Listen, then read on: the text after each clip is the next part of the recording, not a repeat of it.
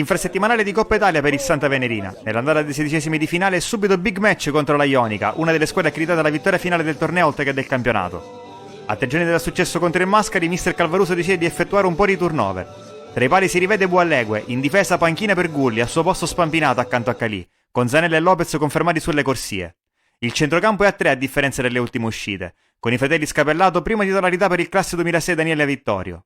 In attacco riposano sia Sinatra che Carbonaro, spazio al giovane tridente Pisasale De Leonardis Crisiglione. Padroni di casa che partono forte in avvio, rimessa lunga di Lopez all'interno dell'area, tocca a Sturiale, poi De Leonardis il mancino, non c'entra la porta. Corner di Fabrizio Scapellato, lo batte corto verso Pisasale.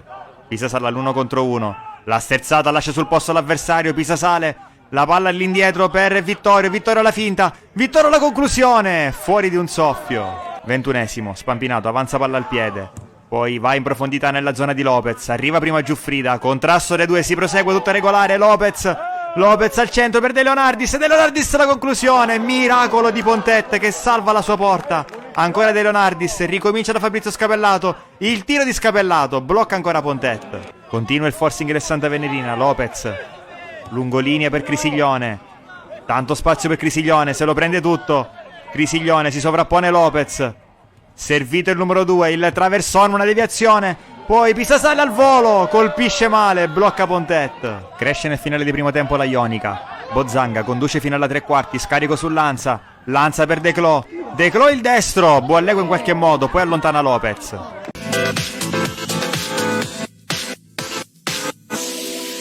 Gli ospiti alzano e baricentro di inizio ripresa, qui però perdono un pallone sanguinoso. Recupera Fabrizio Scapellato, morbido per De Leonardis.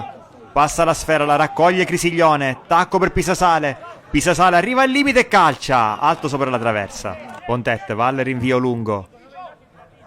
Lopez intercetta, poi raccoglie Pisapia allarga a destra per Sturiale, il traversone dentro per Lanza al volo, strepitoso Buallegue che salva un gol già fatto.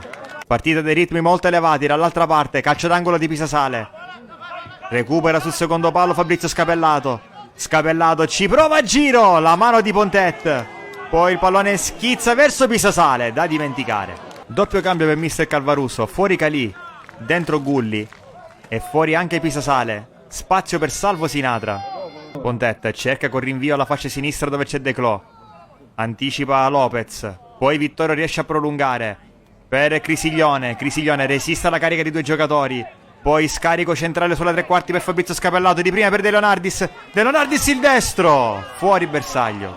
79esimo, punizione interessante, la batte Sinatra direttamente in porta, lascia scorrere Pontet va al rinvio lungo a cercare la torre di Pisapia, dentro per Etundi, posizione regolare, Etundi col mancino, spreca una colossale palla gol. Ultimo piazzatore della partita, ancora Sinatra che mette al centro per il colpo di testa di Fabrizio Scapellato, blocca Pontet ed arriva il triplice fischio, è 0-0 tra Santa Venerina e Ionica.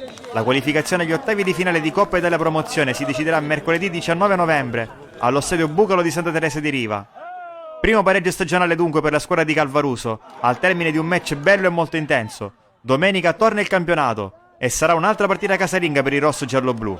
A Vincenzo Grasso infatti arriverà una squadra solida ed imbattuta in trasferta, il Bronte.